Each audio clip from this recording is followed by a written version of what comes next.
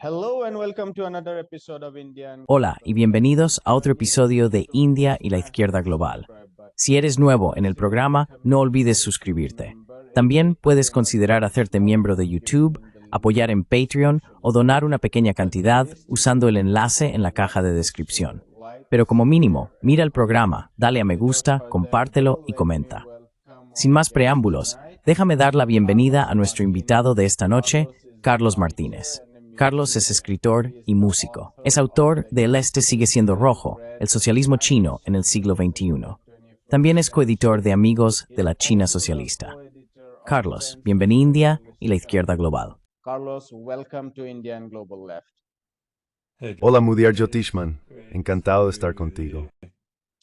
I just read your small article. Acabo de leer tu breve artículo, No Great Wall, on the Continuities of the Chinese Revolution. Quiero decir, es un buen punto de partida para quienes no están familiarizados con la historia de los últimos 100 años en China. También puedo ver que probablemente lo escribiste para un público concreto y no necesariamente entrando en los detalles de cada acontecimiento histórico que mencionas. Pero lo que pude percibir, intentabas argumentar que estas diferentes fases de China no son necesariamente independientes. Son sin duda fases distintas, pero están en forma u otra.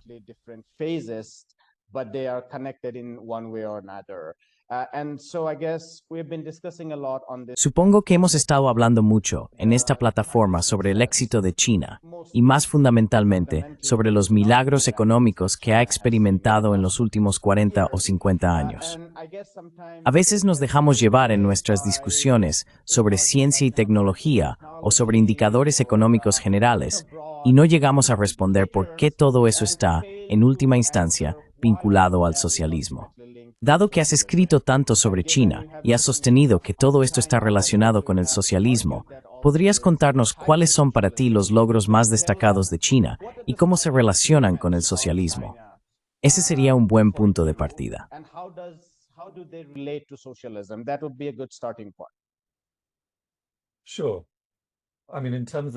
Claro, quiero decir, en cuanto al éxito económico de China, creo que es útil intentar comprender sus dimensiones y hacer una evaluación realista. Sabes, el PIB nominal de China ronda los 19 billones de dólares, lo que la sitúa en segundo lugar después de Estados Unidos. Estados Unidos sigue bastante por delante, con unos 30 billones. Si se mide en términos de paridad de poder adquisitivo, China ocupa la primera posición con 40 billones, Estados Unidos con 30 e India con 17. Luego están Rusia, Japón y Alemania, bastante por detrás, con 6 o 7. Así que China es una economía enorme, ¿verdad? Pero China también es un país enorme, con una población de 1.400 millones de personas. Su PIB per cápita ronda los 13 o 14 mil dólares estadounidenses. Es en gran medida un país de renta media y en desarrollo, en un nivel bastante similar al de Rusia, Turquía, Argentina o Malasia.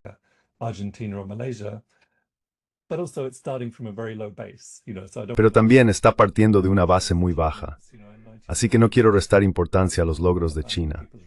En 1949, en el momento de la fundación de la República Popular China, era uno de los países más pobres del mundo. Su PIB nominal es ahora de 19 billones, como he dicho. Hace solo 25 años, al comienzo de este siglo, era de 1 billón. Así que su PIB se ha multiplicado por 19 en ese tiempo, 25 años.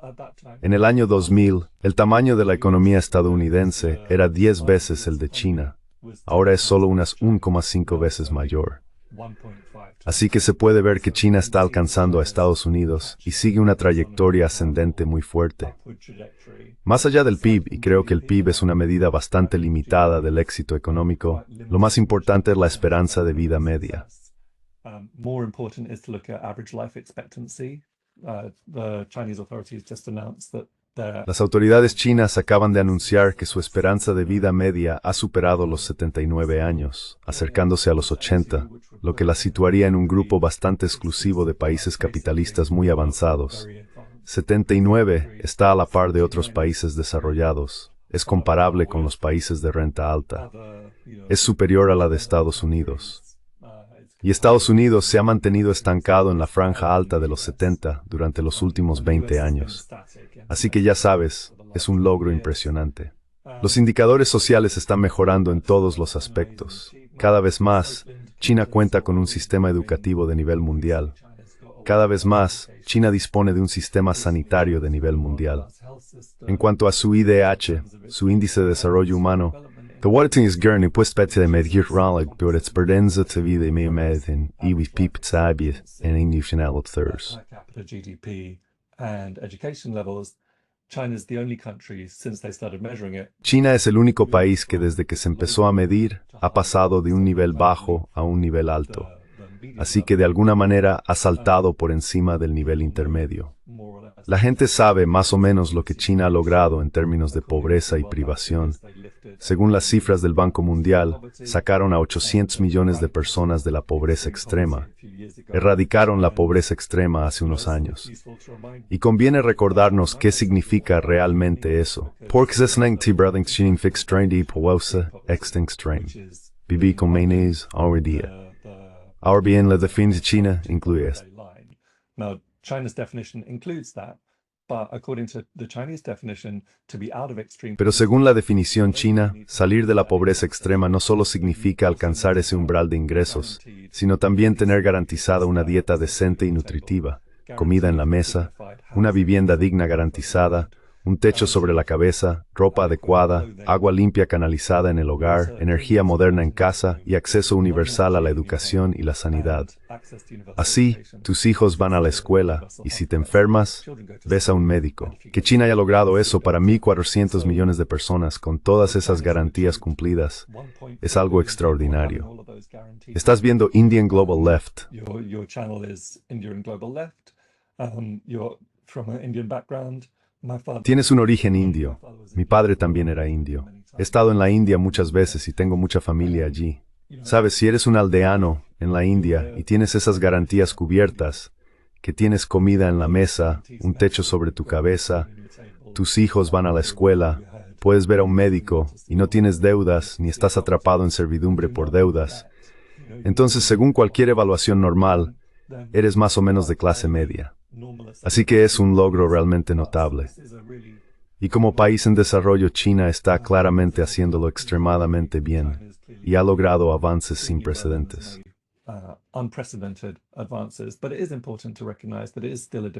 Pero es importante reconocer que sigue siendo un país en desarrollo. Esa es una cuestión que confunde un poco a la gente. Mira Shanghái, Pekín, Chongqing, Chengdu, Cantón y así sucesivamente. Son ciudades increíblemente modernas donde la gente vive muy bien. Y China es cada vez más un país innovador en ciencia y tecnología. Entonces, ¿cómo puede ser un país en desarrollo? Bueno, relativamente hablando, sigue siendo un país pobre.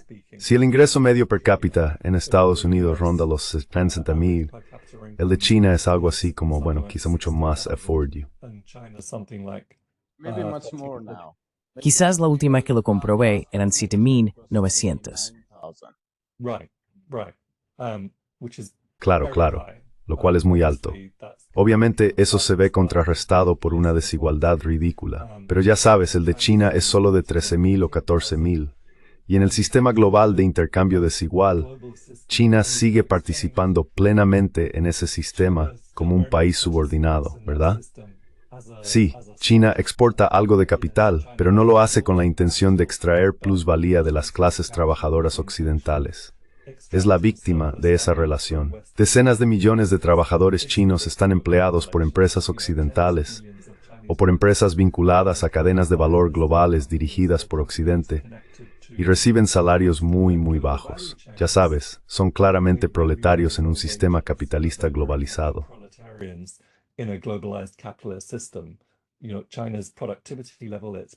Sabes, el nivel de productividad de China, su nivel de rentabilidad, sigue siendo sustancialmente inferior al de los países imperialistas. Y por lo tanto, China sigue siendo un país en desarrollo. Así que esa es una advertencia importante. Pero sí, China ha logrado éxitos asombrosos y sin precedentes. ¿Cómo ha conseguido esos éxitos? Bueno, lo mencionaste en tu pregunta y en la introducción. El factor importante es el socialismo. Y eso incluye, como dices, las dos grandes fases del desarrollo de China. el periodo de una economía esencialmente planificada desde principios de la década de 1950 hasta finales de la de 1970, podemos decir las 3 primeras décadas de la República Popular China, y luego el periodo de reforma y apertura a partir de 1978. From 1978 onwards. The first 3 decades, what's often called the Sabes, period, las 3 primeras décadas, lo que a menudo se llama el periodo de Mao, tienden a ser algo denigradas y malinterpretadas. China is considered A menudo se considera que China tenía una economía desastrosa en ese periodo, in that period. y no deberíamos permitir que esa difamación se mantenga, porque el progreso histórico y sin precedentes de China comienza en 1949, no en 1978.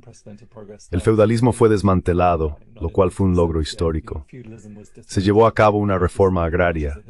La tierra se entregó a quienes la trabajaban, al campesinado, ¿verdad?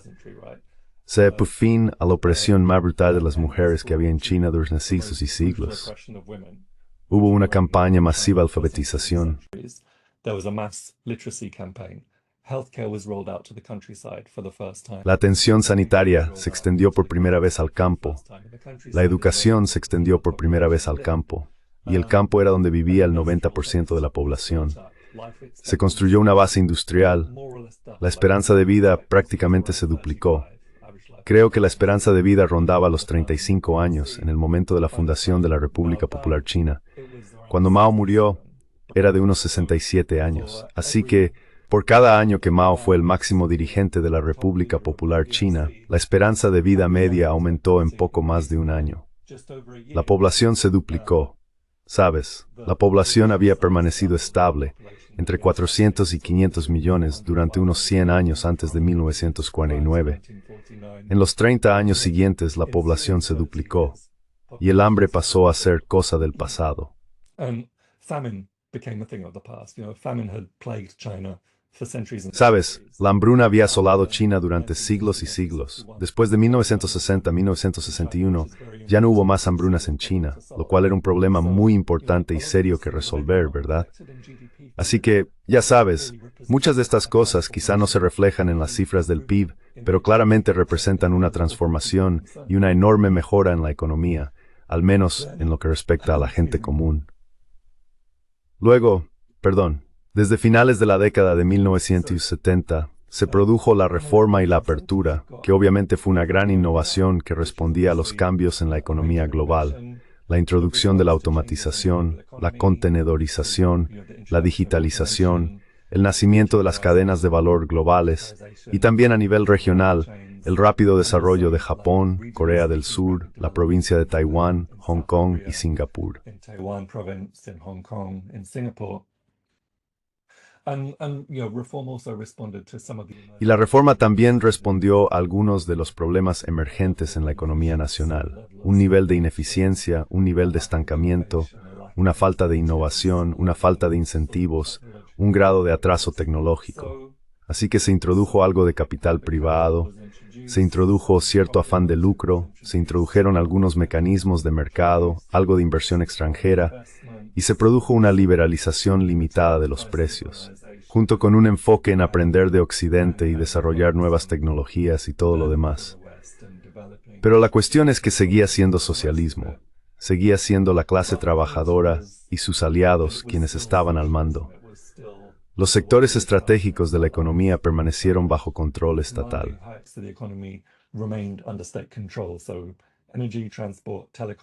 Así, la energía, el transporte, las telecomunicaciones, la industria pesada y demás continuaron siendo gestionados por el Estado. El Estado siguió siendo propietario de los bancos y mantuvo el control general mediante la regulación y la supervisión, incluso sobre las partes privadas y colectivas de la economía.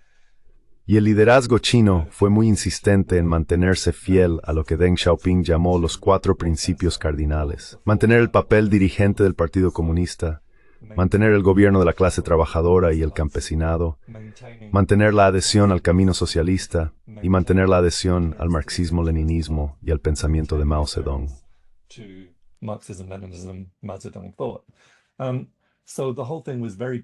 Así que todo fue muy diferente de la trayectoria de reforma soviética, la perestroika y la glasnost de Gorbachev, que en esencia introdujeron elementos de mercado de una manera muy improvisada y sin planificación, mientras al mismo tiempo transferían el poder político a una clase capitalista incipiente y en expansión. Y los resultados hablan por sí mismos. La República Popular China sigue existiendo, mientras que la Unión Soviética, muy tristemente, no. Sí, hay desigualdad. Sí, hay multimillonarios en China. Sí hay marcas globales en China. Sí puedes ir a Shanghái y tomarte un café de Starbucks si eso es realmente lo que quieres hacer. And get a Starbucks coffee if that's what you really want to do. But practically everybody lives substantially Pero better. prácticamente todo el mundo vive sustancialmente mejor que hace 40 años. La desnutrición es esencialmente cosa del pasado. La falta de vivienda es esencialmente cosa del pasado. China ha pasado de ser bastante atrasada en términos de ciencia y tecnología a convertirse realmente en una superpotencia científica y tecnológica, y más o menos en un líder mundial en energía renovable, inteligencia artificial, exploración espacial, telecomunicaciones, industria avanzada, en todas esas áreas, hasta el punto de estar alcanzando a Occidente en ciencia y tecnología. Así que, lo que sostengo es que el progreso de China y su trayectoria continua hacia la modernización y la prosperidad común se basan precisamente en el socialismo. En cuanto a lo que el resto del sur global puede aprender de ello, no existe un modelo único.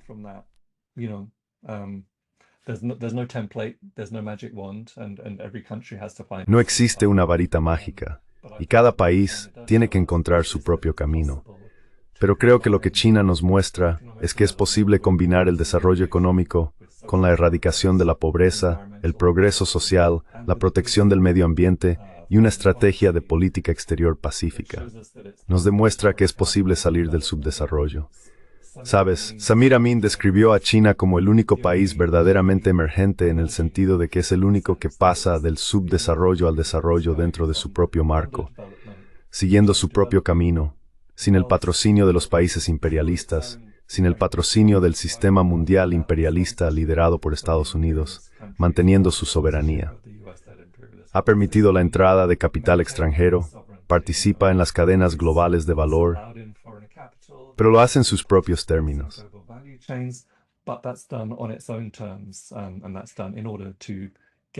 Y eso se hace con el fin de acceder a la economía global y a la tecnología moderna. China podría haber seguido las prescripciones del FMI. China podría haber seguido las prescripciones del Banco Mundial. Podría haberse integrado simplemente en el sistema imperialista liderado por Estados Unidos. Y eso era precisamente lo que los estrategas estadounidenses esperaban y preveían.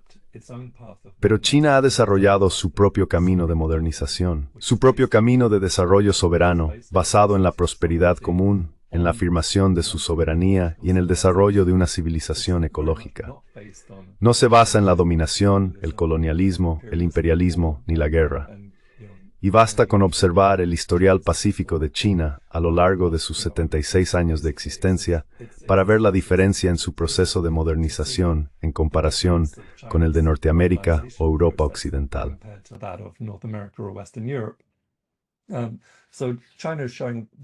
Así que China está mostrando al sur global lo que es posible. Además, el ascenso de China está creando condiciones que en realidad facilitan que otros países afirmen su soberanía y encuentren una vía de desarrollo independiente. Pueden comerciar con China y mantener una relación de inversión y comercio basada en la igualdad y el beneficio mutuo, sin ningún tipo de condicionalidad. China tiene un interés genuino en que otros países se desarrollen, mientras el modelo de desarrollo occidental sea basado en el subdesarrollo del sur global. No es el caso de China. A China le beneficia en todos los sentidos, política y económicamente, que el resto del Gary se desarrolle junto con él.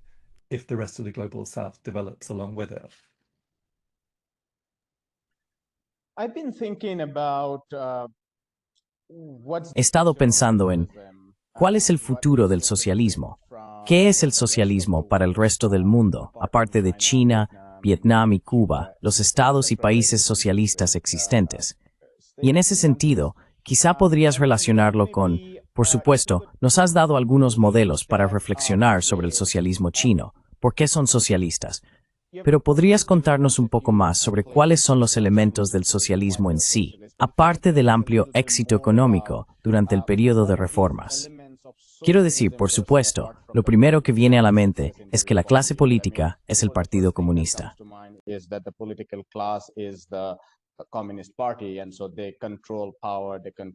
Y así controlan el poder, controlan la toma de decisiones. Y eso es algo enorme, especialmente en un momento de vulnerabilidades globales, todo tipo de choques, etc. Pero también se puede pensar en el sector financiero bajo el control del Estado. Ya sabes, los bancos chinos, incluso el Banco Central, son muy vigilantes a la hora de mantener un tipo de cambio estable, lo cual es fundamental para sus exportaciones y tiene enormes implicaciones en aspectos como los tipos de interés. Eso, a su vez, determina mucho sobre la distribución de los recursos entre los hogares, las empresas y el Estado. Quiero decir, podemos seguir por ese camino.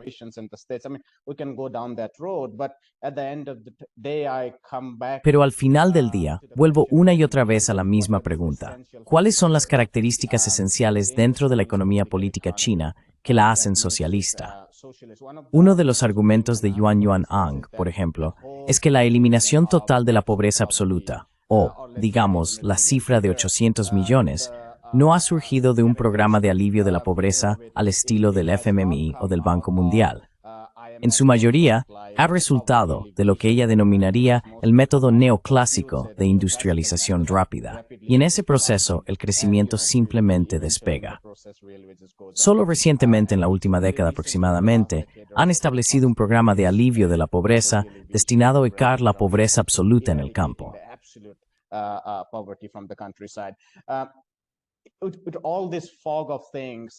Con toda esta confusión en torno a las cosas, me gustaría mucho conocer tu opinión sobre por qué crees que no se trata simplemente de un sistema mixto. Quiero decir, por supuesto que es un sistema mixto, con un sector privado y un sector público. Pero, como socialistas, como marxistas, afirmamos que es más que un sistema mixto. Es un sistema socialista. Entonces, ¿qué es lo que lo hace más que un sistema mixto? Y a partir de ahí, podrías relacionarlo con tus reflexiones sobre el resto del sur global y qué elementos del comunismo chino o incluso del comunismo soviético podrían ser esenciales para construir un socialismo del siglo XXI para el resto del mundo. Sure. Claro. Así que, como has mencionado, tenemos que definir el socialismo, ¿verdad? Soy tradicionalista y marxista-leninista. Sobre esa base concibo el socialismo como una fase de transición entre el capitalismo y el comunismo. Es una etapa en el camino hacia una sociedad comunista sin clases, una sociedad que no implique la explotación de un ser humano por otro. El componente más importante del socialismo en esta etapa transitoria, que al parecer durará generaciones, posiblemente siglos, es la cuestión del poder de la clase trabajadora, lo que Marx y Lenin llamaron la dictadura del proletariado. Así que el socialismo es ante todo una cuestión política, una cuestión de poder. Con la clase trabajadora y sus aliados en el poder, hay mucho margen para la variación en la forma en que se organiza la economía. Lots of scope for variation in terms of how the economy is organized. The economy would just be organized in a way that... Sabes, la economía estaría organizada de una manera que sirviera tanto a los intereses a corto como a largo plazo del pueblo, dadas las condiciones del país y la situación global predominante. Así que, sobre esa base, considero que los estados socialistas que han sobrevivido, los que podemos definir como genuinamente socialistas, son aquellos que siguen siendo dirigidos por partidos comunistas y continúan manteniendo el gobierno de la clase trabajadora. Eso incluye a China, Cuba, Vietnam, la RDP Lao y la República Popular Democrática de Corea. Y luego, por supuesto, hay varios países de orientación socialista que están en proceso de explorar un camino hacia el socialismo, siendo probablemente Venezuela y Nicaragua los ejemplos más evidentes.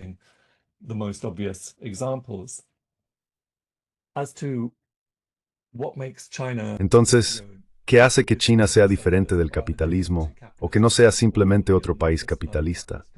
He citado varias veces a Eric Lee, un analista político de Shanghái. Lo entrevistan en el documental de John Pilger, La próxima guerra contra China. Están en Shanghái Y Pilger ha estado observando, tiene imágenes de cafeterías Starbucks, tiendas Gucci y todo lo demás. Luego contrasta eso con imágenes de viviendas sociales y algunas carreteras algo deterioradas, y así sucesivamente. Dice, bueno, ya sabes, estoy en Shanghái, y se puede ver que hay personas extremadamente ricas aquí, hay desigualdad, y obviamente existen empresas privadas y conexiones con las cadenas de valor globales.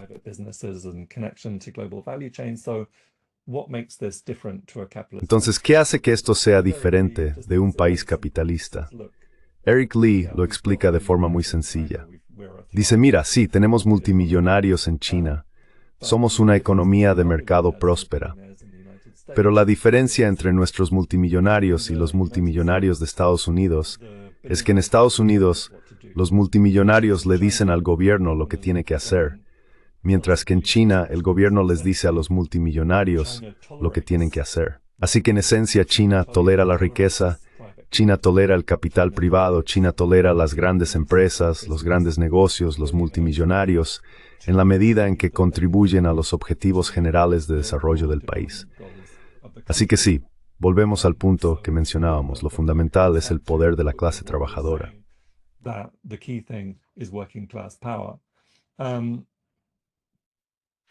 Y en cuanto a lo que China ha logrado en la reducción de la pobreza y las energías renovables, China es claramente la única superpotencia mundial en energía renovable.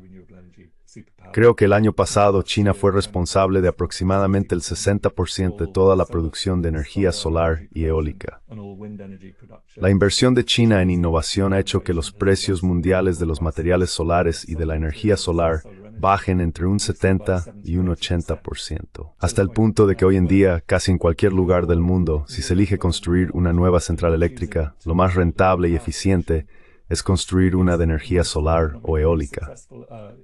Y eso se debe casi por completo a la contribución de China.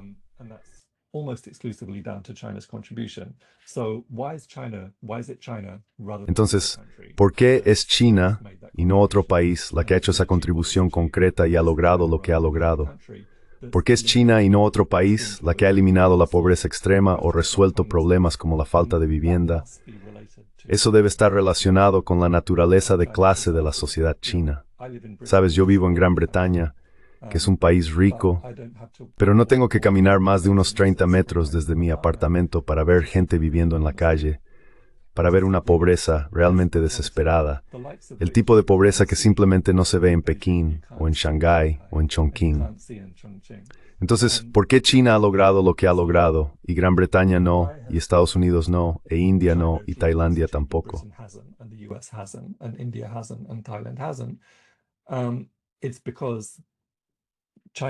Es porque el gobierno de China está en una posición en la que puede tomar decisiones en nombre de la clase trabajadora, en nombre del campesinado, para desviar enormes recursos hacia ese proyecto. Enormes recursos para abordar las necesidades a corto y largo plazo de la gente común. Ya sabes, las necesidades a corto plazo significan sacar a la gente de la línea de pobreza. Las necesidades a largo plazo significan proteger el medio ambiente y prevenir el colapso climático. China puede invertir de forma masiva en energías renovables y situar la energía solar en el núcleo de su sistema energético, porque no existe en China un lobby de los combustibles fósiles que pueda esencialmente comprar al gobierno del mismo modo que puede hacerlo en Gran Bretaña o en Estados Unidos.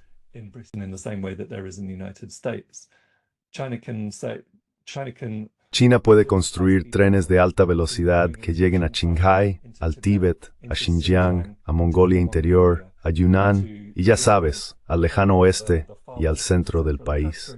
A pesar de que no va a ser rentable, probablemente no se obtendrán beneficios de eso en 50 años, están llevando el tren de alta velocidad y la infraestructura moderna a zonas del país relativamente poco pobladas donde ninguna empresa privada tomaría esa decisión, porque no sería rentable. O al menos no durante de décadas, pero ela es chidir que se formen parte de su aguas de doing necesidades de desarrollo.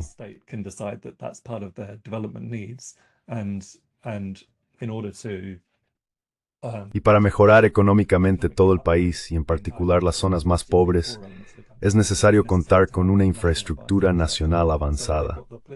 Tienen el poder político y económico para hacerlo realidad. En última instancia, eso demuestra que China es fundamentalmente diferente de cualquier país capitalista. En cuanto a cómo pueden aplicarse esas lecciones, y cómo otros países pueden aprender de China, aprender de la Unión Soviética y construir su propio modelo de socialismo o su propio camino hacia el socialismo.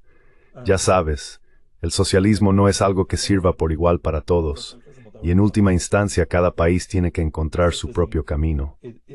El marxismo-leninismo no es un dogma, ni un cuerpo de conocimiento estático.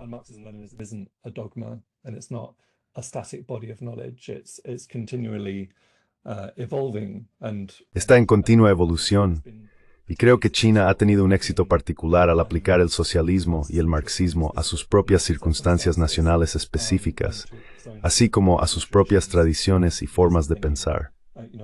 El pensamiento de Mao Zedong, la teoría de Deng Xiaoping, las tres representaciones, la perspectiva científica del desarrollo de Hu Jintao y el pensamiento de Xi Jinping representan todas importantes contribuciones al marxismo-leninismo. Así que hay mucho que aprender de China, pero probablemente lo más importante a largo plazo sea la importancia de integrar el marxismo con las condiciones específicas que prevalecen en ese país, con las tradiciones, las condiciones, y adaptarse a una situación global en constante evolución y cambio.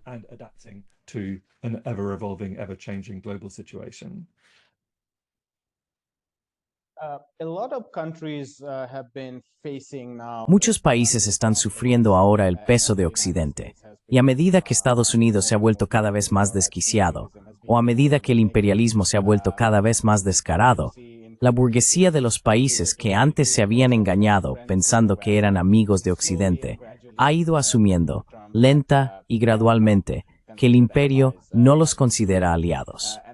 Y en tales circunstancias, evidentemente, China está soportando el peso de una guerra total dirigida por Estados Unidos, pero muchos otros países también sienten su impacto.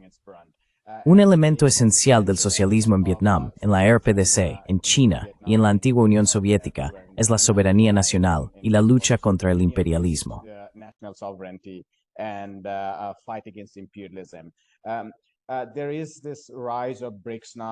Ahora está surgiendo el fenómeno de los BRICS, y por primera vez, en muchos años, desde el declive del MNO, estamos viendo una especie de política del sur global entrar en los BRICS. En mi opinión, al principio, surgió como un organismo más gubernamental y tecnocrático, pero con todo tipo de aranceles y sanciones aplicándose en gran parte del mundo, ahora hay un retorno de la política, por así decirlo, del sur global a los BRICS. Me interesa conocer tu opinión sobre cómo el auge de los BRICS como plataforma beneficia al sur global en su conjunto y hasta qué punto representa una resistencia al imperialismo occidental moribundo.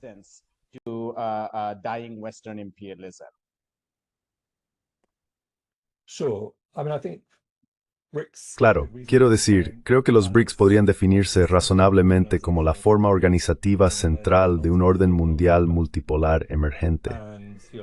Y hablemos de lo que significa la multipolaridad, porque creo que ahí es donde hay mucha confusión y ofuscación. En mi opinión, es un sistema de relaciones internacionales que implica múltiples centros de poder.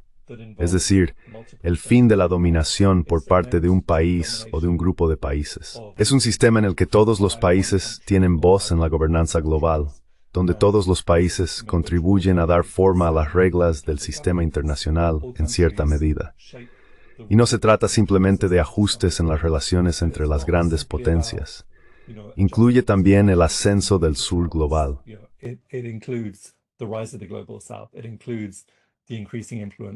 Incluye la creciente influencia de China, India, Brasil y organizaciones regionales como la Unión Africana, la ASEAN y la Organización de Cooperación de Shanghái, así como organizaciones internacionales como el G77 y el Movimiento de Países No Alineados. Y sin embargo, la característica más importante es que se trata de un cambio respecto a una situación en la que un solo país o un solo grupo de países podía imponer su voluntad al resto del mundo. Creo que eso responde a la crítica que se encuentra en algunos sectores de la izquierda, según la cual la multipolaridad no es más que una reafirmación de la rivalidad interimperialista. La gente dice que la situación mundial de hace 100 años, o en 1914, también era multipolar, en el sentido de que existía un grupo de países que ostentaban el poder y competían entre sí.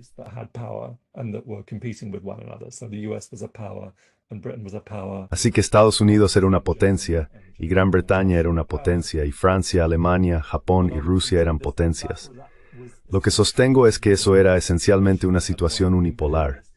Había un solo polo imperialista, con contradicciones y rivalidades en su interior.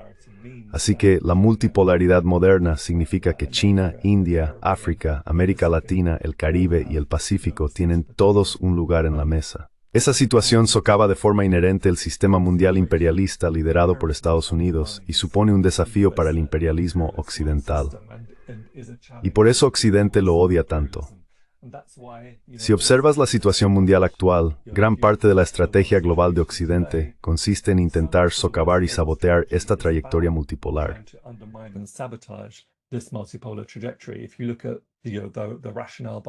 Si observas la justificación detrás de la guerra en Ucrania, esta guerra por poderes contra Rusia, o el ataque a Irán, o la operación de cambio de régimen que lleva 13 años en Siria, o las campañas de desestabilización en Venezuela y Nicaragua, o la difamación sobre la política exterior de China, esa idea de que la iniciativa de la Franja y la Ruta es una trampa de deuda y todo lo demás. Incluso Palestina está vinculada a esto. Porque Israel es, en cierto modo, el baluarte de la proyección del poder imperialista en Asia Occidental. Y todo el mundo sabe que una Palestina independiente estaría alineada con el sur global, estaría alineada con el proceso multipolar, se solidarizaría con los países que siempre se han solidarizado con ella. Gran parte de lo que está ocurriendo, gran parte del caos que vemos hoy a nuestro alrededor en el mundo, está relacionado con los intentos de frenar y revertir el proceso multipolar.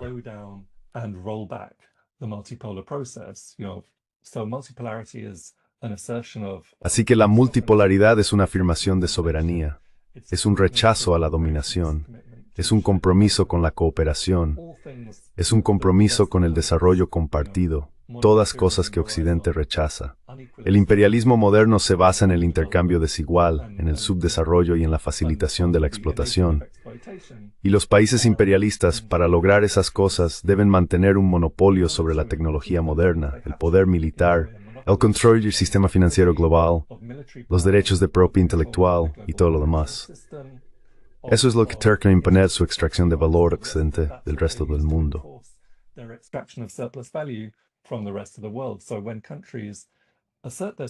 Así que cuando los países afirman su soberanía, cuando se niegan a ser dominados, cuando colaboran para desarrollarse a sí mismos y entre ellos, eso socava toda la base del sistema.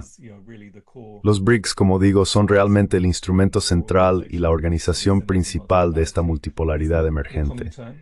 No es un término común, no es un proyecto explícitamente socialista, y de hecho contiene importantes contradicciones en su interior. China es el único país socialista dentro de los BRICS, y los BRICS incluyen países que muchas veces siguen y más o menos juegan a los juegos de Washington, siendo India y los Emiratos Árabes Unidos probablemente los ejemplos más destacados.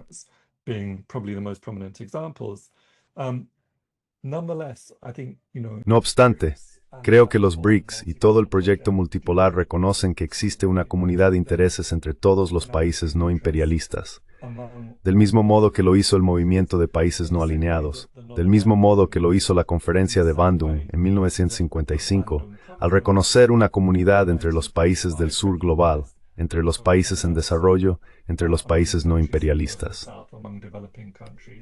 Incluso la clase dirigente india tiene sus propios intereses, distintos de los de Estados Unidos, incluso cuando está dispuesta a participar en los juegos absurdos ideados en Washington, D.C., incluso cuando está dispuesta a participar en el Quad, el diálogo de seguridad cuadrilateral, y a dejarse usar y abusar en la nueva Guerra Fría de Estados Unidos contra China, y así sucesivamente.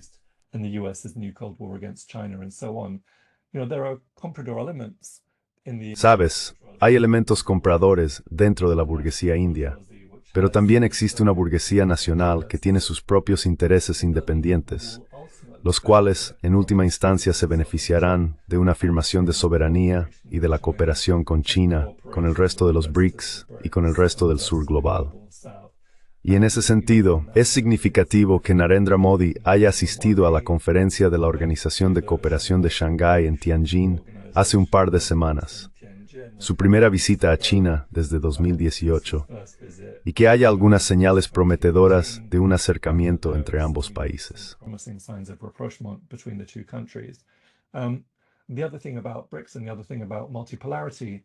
Lo otro sobre los BRICS y sobre la multipolaridad en general es que creo que se puede decir que, bueno, la multipolaridad no es socialismo global, pero sí abre un camino hacia el socialismo.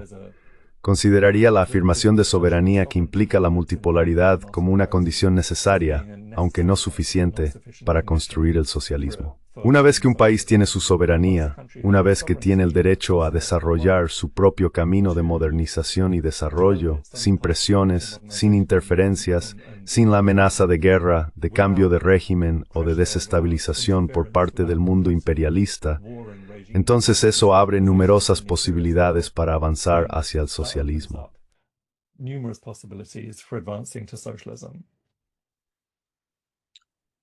You've mentioned about your life Has mencionado tu vida en Gran Bretaña y cómo solo tienes que caminar 30 metros para ver a personas tiradas en las calles. Y tienes razón, no vemos eso en Shanghái, Pekín, ni en ninguna otra ciudad de China en realidad. Me interesa conocer tu opinión sobre el núcleo capitalista occidental, el capitalismo neoliberal, la política occidental y demás. Hemos visto una enorme estancación en Europa. Estamos viendo cierto tipo de crecimiento en Estados Unidos, que ha caído por debajo del 2%. Pero una parte importante de ese crecimiento está impulsada por la tecnología generada por la IA, que algunos incluso califican de gran burbuja. Some people are even calling as a big bubble, maybe 33% of the overall. Quizás el 33% del crecimiento total provenga de este pequeño segmento de las finanzas tecnológicas en Estados Unidos. A eso hay que añadirle una enorme cantidad de desigualdad y niveles masivos de deuda. Quiero decir, hablaste de esta fachada de trampa de deuda. Lo único que me viene a la mente cuando pienso en una trampa de deuda es todo el sistema capitalista, ya sea en las zonas rurales del sur global o en la enorme cantidad de endeudamiento de los hogares en el núcleo imperial, especialmente en lugares como el Reino Unido y Estados Unidos. The United Kingdom and the United States. Talk about what are your thoughts about ¿Cuáles son tus pensamientos sobre eso, el capitalismo neoliberal en Occidente? ¿Y cómo defines el tipo de política que ha surgido en respuesta a este capitalismo moribundo en el norte global, en el núcleo imperial que estamos viendo? Ha sido muy tóxico, y me interesa saber qué opinas al respecto. He notado que en lugares como Vietnam y China no vemos este tipo de política tóxica que observamos en la India, y desde luego en gran parte del norte global. La gente volviéndose unos contra otros, casi como una especie de guerra civil interna, abusándose mutuamente. No vemos eso en Vietnam o China. Habla sobre esta podredumbre en la política y cómo está conectada con el declive del capitalismo, si lo deseas.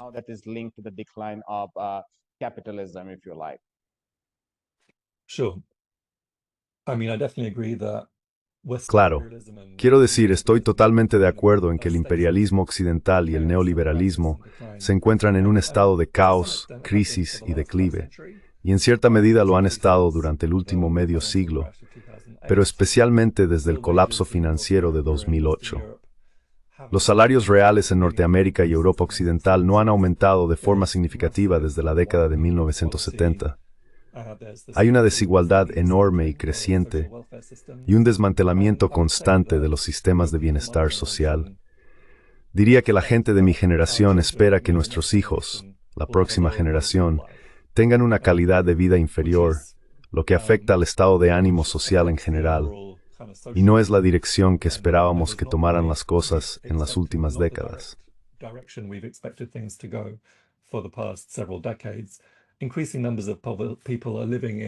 Cada vez más personas viven en una pobreza bastante desesperada, y con ello vienen todos los problemas sociales asociados: delincuencia, inestabilidad, falta de vivienda, adicciones, la desintegración de las comunidades.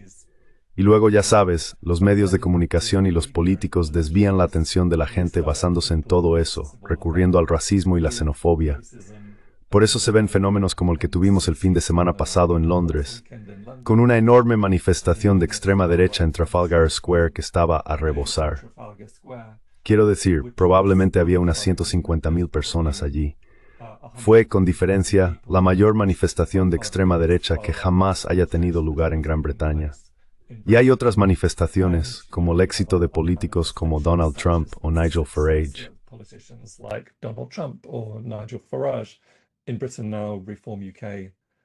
En el Reino Unido actualmente, Reform UK, que es un partido de extrema derecha liderado por Nigel Farage, encabeza las encuestas por un margen considerable, basándose esencialmente en una plataforma de oposición a la inmigración y de amenazas de deportación, la llamada repatriación de migrantes. El racismo está empeorando, el sexismo está empeorando, y eso está revirtiendo una tendencia de varias décadas en las que estos problemas se estaban abordando gradualmente, cuando la situación mejoraba poco a poco gracias a las luchas de la gente. Pero en última instancia, todo se reduce a la economía. Se reduce a las contradicciones del capitalismo. Se reduce a las crisis de sobreproducción. Se reduce a la caída de la tasa de ganancia. Y esto es lo básico de la economía marxista, ¿verdad? Si volvemos al Capital, tomo 3, encontramos la tendencia de la tasa de ganancia a caer como resultado del aumento de la composición del capital. Eso es una constante del capitalismo, ¿no?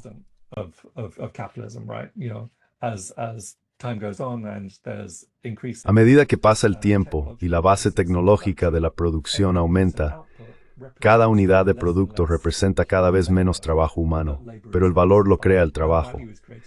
Así que eso es una constante del capital. Otra constante del capital es que siempre busca formas de revertir esa tendencia de descenso de las tasas de ganancia, ¿verdad? Lo hace mediante la expansión a nuevos mercados, a través de la innovación tecnológica, incorporando cada vez más partes del mundo al sistema capitalista, creando nuevas necesidades y nuevos deseos, intensificando la explotación del trabajo y así sucesivamente, mediante la financiarización, desplazando la actividad económica hacia el sector financiero, con la especulación, la titulización, los seguros, instrumentos de deuda complejos, los CDO, etc.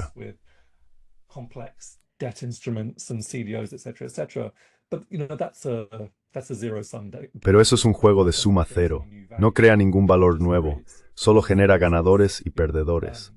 Básicamente es un tipo de juego de azar profesionalizado y legitimado que produce enormes burbujas, en esencia como un gigantesco esquema piramidal que acaba añadiendo aún más inestabilidad al sistema.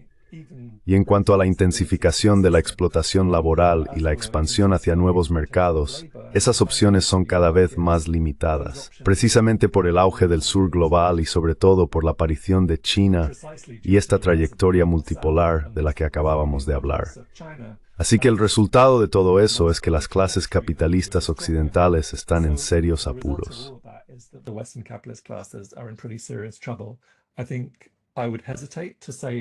Creo que dudaría en decir que el capitalismo está en algún tipo de declive terminal, que esta es la crisis final del capitalismo. Porque si somos honestos, tenemos que admitir que el capitalismo ha demostrado cierta resiliencia a lo largo de los siglos, una cierta capacidad para adaptarse y reinventarse. Hace un siglo o unos 110 años, con el crack de Wall Street, la Gran Depresión, el auge del fascismo, personas como tú y yo, nuestro movimiento, también pensaban que esta era la crisis final, la crisis general del capitalismo que inevitablemente conduciría a una revolución socialista mundial. Resulta que, ya sabes, la historia no avanza en línea recta, y el materialismo histórico representa una trayectoria, ¿verdad? Es un proceso de progreso que pasa por la esclavitud, el feudalismo, el capitalismo, el socialismo y el comunismo, pero que claramente incluye giros y vueltas.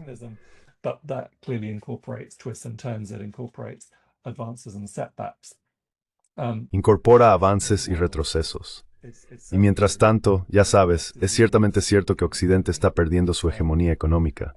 Los países del G7, que antes representaban el 60% del PIB mundial, ahora representan más bien un 25%. Pero Occidente aún mantiene su hegemonía militar. Mantiene una infraestructura global de proyección de poder a través de la OTAN, de AUKUS y de organizaciones afiliadas. Estados Unidos tiene más de 800 bases militares en el extranjero, en todo el mundo. Cuenta con decenas de miles de tropas, decenas de miles de sistemas de armamento desplegados globalmente, incluidas armas nucleares. Estados Unidos posee el arsenal nuclear más grande y avanzado. También dispone de sistemas de inteligencia militar para llevar a cabo campañas de desestabilización y cambio de régimen.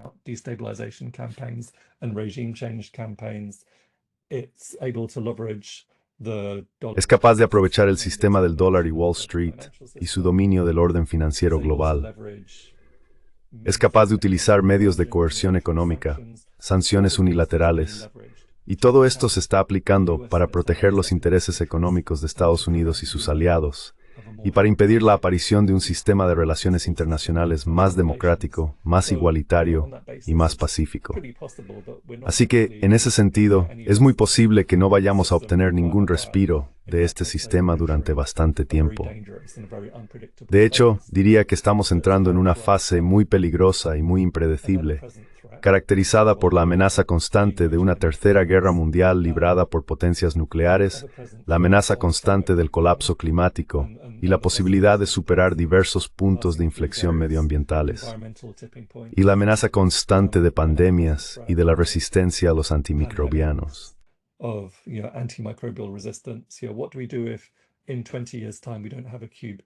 ¿Qué haremos si dentro de 20 años ya no tenemos una cura para la tuberculosis? Probablemente solo podamos resolver este tipo de problemas mediante una cooperación global muy amplia, de una magnitud que el mundo nunca ha visto antes. Pero lo que estamos recibiendo, lo que las potencias imperialistas nos están dando, es conflicto, división, guerras frías y guerras calientes. Así que navegar por esta situación hacia aguas más seguras va a requerir una gran dosis de sabiduría, paciencia, creatividad, flexibilidad y determinación. Probablemente no sea demasiado controvertido decir que China está, de facto, al frente de ese proceso, el de navegar por lo que Xi Jinping suele describir como cambios no vistos en un siglo, y presentar esta visión de una comunidad global de futuro compartido, basada en cultura unidas y internacional. The United Nations Charter, which is based on international law. It's China that's taking the lead on renewable energy. Es China la que está tomando la delantera en energía renovable. Es China la que está liderando la modernización y la industrialización. China está creando todo tipo de bienes comunes globales. La iniciativa de la Franja y la Ruta, la iniciativa de desarrollo global, la iniciativa de seguridad global, la iniciativa de civilización global, y lanzada hace un par de semanas, la iniciativa de gobernanza global. China, evidentemente, ocupa una posición central en los BRICS y en la Organización de Cooperación de Shanghái, y es muy activa a nivel de la ONU, en el G20, en el G77 y en el movimiento de países no alineados. Además, cuenta con diversos foros establecidos para colaborar con otras organizaciones del sur global, el Foro de Cooperación China-África y el Foro China-CELAC.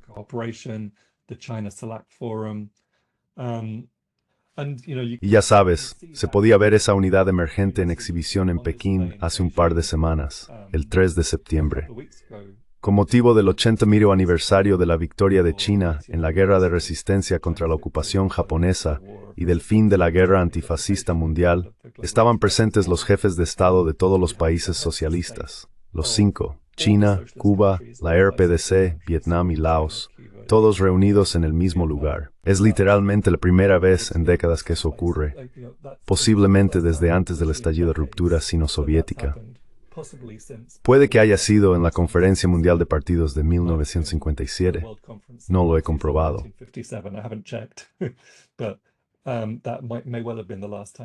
Puede que esa haya sido la última vez que los jefes de Estado de todos los países socialistas estuvieran juntos en un mismo lugar al mismo tiempo. Además, estaban allí Rusia, Irán, Bielorrusia, Zimbabue, los países de Asia Central y varios más. Así que existe esta sensación de que China está trabajando para unir a la mayoría global y encontrar un camino hacia adelante. salir del imperialismo y avanzar hacia un mundo multipolar, más justo, más igualitario y más democrático, que no implique guerra ni catástrofe climática. Pero ya sabes, está claro que no va a ser un proceso fácil, rápido ni sencillo.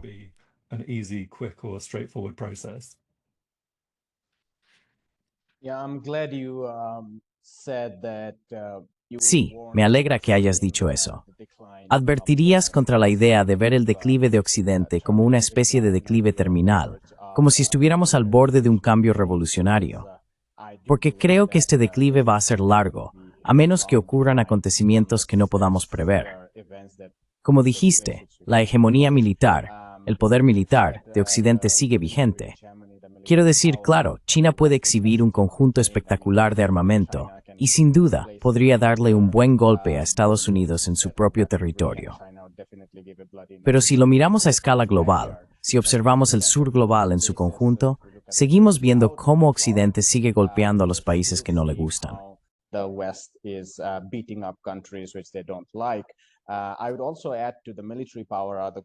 También añadiría que junto al poder militar están las corporaciones globales. Y aquí diría que algún tipo de desarrollo chino es muy importante, porque China tiene alternativas a Amazon, Meta, Google, lo que se te ocurra, pero el resto del mundo no. Incluso los países que no son amigos de Estados Unidos no tienen necesariamente una alternativa a las corporaciones dirigidas por Estados Unidos. Incluso discrepo con amigos míos como Ben Norton sobre el declive del dólar, y pronto debatiremos eso públicamente. Pero añadiría un punto más a lo que dijiste sobre las contradicciones en la tasa de beneficio. Añadiría la IA a eso. Creo que una de las contradicciones en el imperio capitalista es que ahora hay que depender de la IA para mantener los beneficios.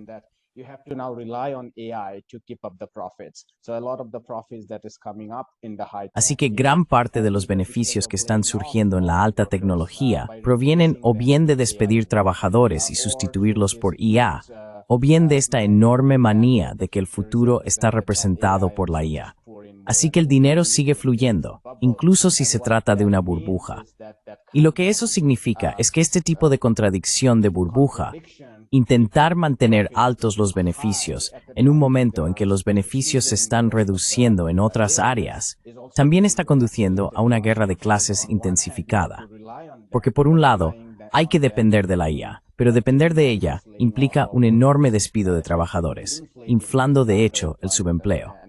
Y ese es un problema no solo para el norte global. Diría que un país como la India, por ejemplo, si quiere conservar algún tipo de soberanía, tiene que invertir en tecnologías como la IA.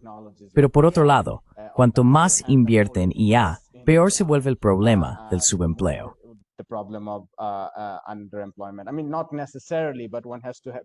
Quiero decir, no necesariamente, pero hay que adoptar un enfoque muy cuidadoso para evitar ese tipo de cosas.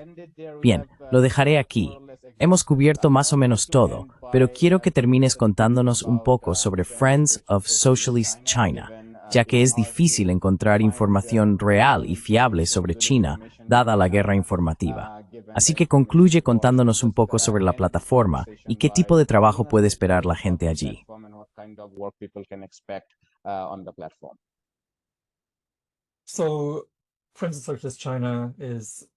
Así que Friends of Socialist China es una plataforma. Es, ya sabes, más que nada, un sitio web que apoya a la China popular y promueve la comprensión del socialismo chino. Lo creamos conjuntamente, yo mismo, Keith Bennett, que es mi coeditor en Friends of Socialist China, y Danny Haifeng, porque como dijimos, apoyamos a todos los estados socialistas. Apoyamos a todos aquellos países que están construyendo el socialismo o que aspiran al socialismo. Pero hemos puesto a China en primer plano, básicamente por las razones de las que hemos estado hablando durante la última hora, porque es un país enorme. Su tamaño y su nivel de avance y desarrollo significan que tiene, objetivamente, el papel más importante y decisivo en la transición global hacia el socialismo y en la lucha mundial contra el imperialismo y por la multipolaridad.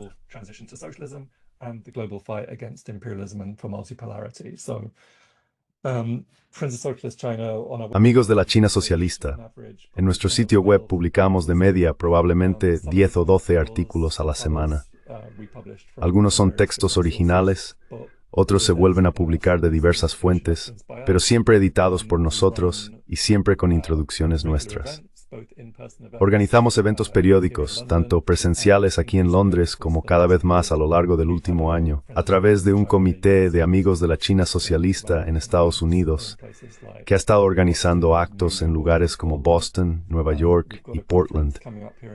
Tenemos una conferencia próximamente aquí en Londres el próximo fin de semana, el 27 de septiembre, en el Bolivar Hall, que es un lugar muy agradable gestionado por la Embajada de Venezuela aquí en Londres. Se llama la Conferencia sobre la China Socialista y conmemorará el Día Nacional de China, mientras se debaten diversos aspectos del socialismo chino.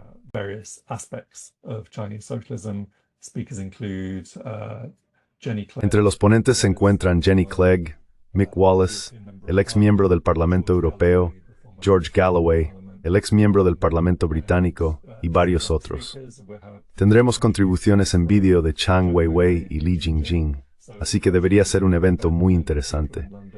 Y si la gente está en Londres, debería conseguir entradas para asistir. Aparte de eso, gestionamos un canal de YouTube y otros canales en redes sociales. Y simplemente tratamos de hacer una pequeña contribución a la promoción de las relaciones entre pueblos de Occidente y China, mejorando la comprensión de China y profundizando en el entendimiento de todo el proceso de desarrollo de la multipolaridad, el fortalecimiento de la soberanía y la construcción hacia el socialismo global. Lo dejamos aquí. Gracias, Carlos. Ha sido un placer escucharte y tenerte con nosotros. Gracias, Mudiar Jyotishman. Espero unirme a ti en otra ocasión. Por supuesto. Cuídate. Que tengas un buen resto del día. Adiós. Gracias. Hola, me llamo Ayushman. Junto con Jyotishman, inicié esta plataforma. Durante los últimos 2 años, hemos intentado crear contenido para las fuerzas de izquierda y progresistas. Hasta ahora hemos entrevistado a economistas, historiadores, comentaristas políticos y activistas. Si te ha gustado nuestro contenido y quieres que construyamos un archivo para la izquierda, tengo 2 peticiones para ti. Por favor, considera hacer una donación a la causa.